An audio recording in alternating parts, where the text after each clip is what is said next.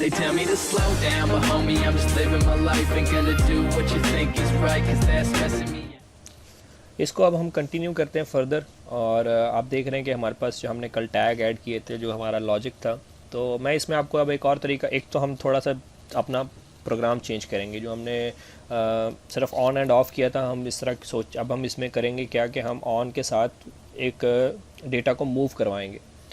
तो अच्छा, एक और इसमें तरीका है, आप लाजमी नहीं कि HMI टैग जो है वो HMI टैग्स के अंदर डाल के ऐड करके तो फिर आप यूज़ कर सकते हैं। मतलब जैसे कि हमने यहाँ कल HMI टैग ऐड किए थे और फिर मैं यहाँ स्क्रीन पे अगर कोई चीज़ यूज़ करता हूँ, लेट्स से मैं कोई बटन यहाँ यूज़ करता हूँ और मैं उसको यहाँ से फिर जब टैग दूंगा तो मैं वो HMI जो टैग है मेरे यहाँ पर जो मैंने वहाँ ऐड किया, तो मैं यहाँ से उसको ऐड कर सकता हूँ। तो एक तो ये तरीका है हमारे पास। एक लेट्स से अगर आप चाहें, आप यहाँ टैग नहीं ऐड करना चाहते, मैं ये टैग डिलीट कर देता हूँ। ये टैग डिलीट कर दिया और आपने देखा कि हमारे पास जो हमारे PLC टैग, जो उसके अंदर जो टैग्स हैं वो ये 2 टैग हैं हमारे, जो हमने कल बनाए थे। तो एक ये तरीका है कि आप स्क्रीन में जाएं, आप यहाँ से बटन के ऊपर अगेन आपने क्लिक किया और यहाँ से आपको फिर ये कि ये जो HMI वाले जो सेक्शन के अंदर टैग टेबल है उसमें फिर कोई टैग नहीं शो होगा आपको, अगर आप वहाँ आप ऐड नहीं करते। आपको फिर PLC टैग में से जाके टैग सेलेक्ट करके आपको टैग असाइन करने पड़ेंगे। तो एक ये तरीका है। तो लेकिन इसमें यह है कि जब आप यहाँ से टैग असाइन करेंगे तो वो ऑटोमेटिकली HMI टैग में भी शो कर देगा। मैं आपको दिखाता हूँ, यहाँ से ये मैं टैग लगाया इसको Q0.0, जो कि अलग है, वैसे इसका है नहीं, लेकिन एग्जांपल के लिए आप देखें। अब जो HMI टैग है, आप देख रहे हैं कि यहाँ पर अब वो टैग आ चुका है एक हमारा। तो इसलिए लाजमी नहीं कि आप यहाँ ऐड करें और फिर वहाँ आपको, तो आप डायरेक्ट यहाँ भी ऐड कर सकते हैं। आप डायरेक्ट अगर PLC से उठाना चाहते हैं वो भी ले सकते हैं। तो आप इसको रीनेम भी कर सकते हैं, जो हमने देखा था। तो मैं इसको खैर डिलीट कर देता हूँ और मैं यहाँ से प्रोग्राम चेंज करता हूँ अपना, और मैं ये टैग भी डिलीट कर देता हूँ। ओके, तो हम प्रोग्राम एक लेते हैं मूव का, जिसमें हम एक कमांड मूव करवाएंगे MW0 और मूव करवाते हैं MW2 के अंदर, और यहाँ मैं ले लेता हूँ M100.0। ओके, तो ये हमारा हो गया, हमने एक अपना प्रोग्राम बना लिया। हम कंपाइल करते हैं इसको।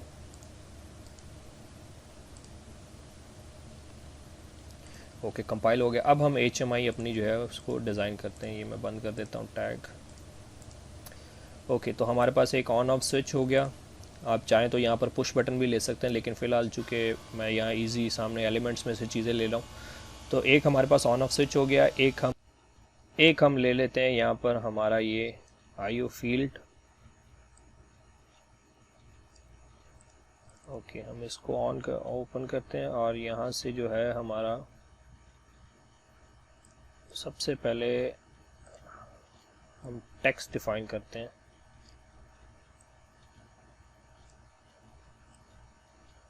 और यहाँ पर हम इसको दे देते हैं ऑन एंड ऑफ।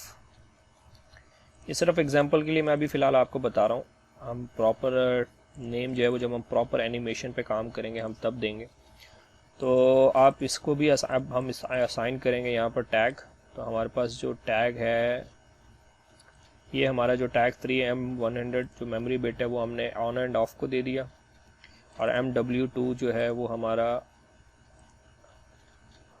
वो हमने MW0 वो इस IO फील्ड को दे दिया। और इसी तरह फिर हमारे पास एक MW2 है, वो भी हमने असाइन कर दिया। अच्छा, MW2 जो है ये मैं चाहता हूँ सिर्फ आउटपुट शो करे, इसमें मैं चेंजेस ना कर सकूँ, तो इसलिए मैं इसको सिर्फ आउटपुट पे सेट कर देता हूँ।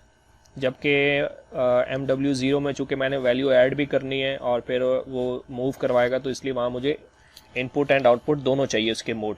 तो आप यहाँ से मोड भी सेट कर सकते हैं। अगर आप चाहते हैं कि सिर्फ आउटपुट शो करे तो वो आउटपुट शो करेगा, अगर आप चाहते हैं कि सिर्फ उसमें इनपुट वैल्यू दी जाए तो आप वो इनपुट ही दिखाएगा। तो आप यहाँ से इसकी सेटिंग कर सकते हैं। फिर अपीयरेंस के अंदर काफ़ी सारी ऑप्शंस है आपके पास। आपने अगर उसका बैकग्राउंड, टेक्स्ट या बॉर्डर्स वगैरह सेट करने हैं, करैक्टरिस्टिक्स हैं, लेआउट है, आप ये भी चीज़ें सेट कर सकते हैं। तो ये हम फ्यूचर में जब एनिमेशन पे काम करेंगे तो मैं आपको प्रॉपर इसका बताऊंगा। फिर इसी तरह आप डिस्प्ले जो आपका फॉर्मेट है यहाँ पर वो डेसिमल है, आप देख रहे हैं, फॉर्मेट पैटर्न आप देख रहे हैं यहाँ पर, तो आप इसकी भी सेटिंग कर सकते हैं एज़ पर अपनी रिक्वायरमेंट के। तो खैर ये हमारा छोटा सा एक प्रोग्राम है जिसमें मैं अपनी वैल्यू ऑन करवाने के बाद मूव करवाऊँगा 0 to 2 के अंदर यहाँ से। तो इसको मैं कंपाइल कर देता हूँ।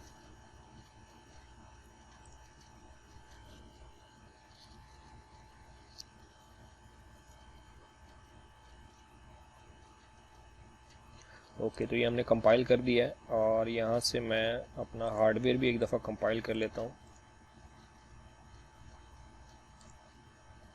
ओके, तो सिमुलेशन स्टार्ट करते हैं। ओके, सबसे पहले हम सिमुलेशन स्टार्ट करेंगे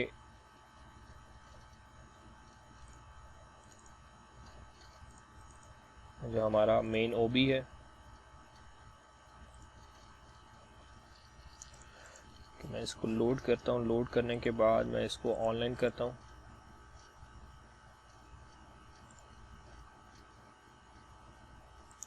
ओके, रन मोड में हमारा, उसके बाद हम जो है वो मॉनिटरिंग ऑन करते हैं और मॉनिटरिंग के बाद हम राइट क्लिक करके यहाँ से सिमुलेशन स्टार्ट करते हैं अपनी HMI की। तो ये हमारी HMI की जो है वो सिमुलेशन स्टार्ट हो गई है। और अगर मैं इसको थोड़ा सा नीचे करूँ और यहाँ से मैं आपको दिखाऊँ, चलें यहाँ इस तरह कर लेते हैं और ये मेरे पास आ गया मेरा जो मेरी S7300 की सिमुलेशन है। ओके, तो आप देख सकते हैं यहाँ से अगर मैं ऑन करूँ तो आप देख रहे हैं कि मेरी जो मेरा मूव ब्लॉक है वो इनेबल हो चुका है। आप देख रहे हैं यहाँ पर भी मेरा जो यहाँ पर इनपुट 1000 जो है 100 वो यहाँ से ऑन हो चुकी है। अगर इसको ऑफ़ करूँ तो ये ऑफ़ हो जाएगी। अब अगर मैं यहाँ वैल्यू चेंज करना चाहूँ तो आप देख रहे हैं कि यहाँ पर मेरे पास एक कीबोर्ड और जो है वो ओपन हो चुका है और मैं यहाँ से लेट्स से कहता हूँ कि 15 मुझे मूव करना, तो मुझे सिंपली यहाँ फिर 15 ऐड करना है। तो देख रहे हैं आप यहाँ पर भी 15 ऐड हो चुका है। तो मैं जैसे ही इसको यहाँ से टच करूँगा तो आप देख रहे हैं कि मेरी वैल्यू MW2 के अंदर मूव कर चुकी है। अच्छा, आपको याद होगा मैंने वो जो आउटपुट की थी, तो आप देख रहे हैं कि मैं जब इस पर क्लिक कर रहा हूँ M15 के ऊपर जो MW2 के अंदर है, तो वो ओपन नहीं हो रहा क्योंकि मैंने ये सिर्फ एज अ आउटपुट सेट किया, इसका जो मोड मैंने सेट किया था। लेकिन MW0 के केस में मैंने वो आउटपुट प्लस इनपुट दोनों मैंने जो है मोड्स के सेट किए। तो इसलिए आप यहाँ से वैल्यू वगैरह सेट करके आप उसको ऑन करके मूव करवा सकते हैं। तो ये आपने देखा कि आपने किस तरह से HMI से जो है आप अपनी इनपुट आउटपुट्स को कंट्रोल कर रहे हैं और आपने टैगिंग देखी कि आप किस तरह से टैग कर सकते हैं इसमें। तो मैं इसको बंद कर देता हूँ फिलहाल।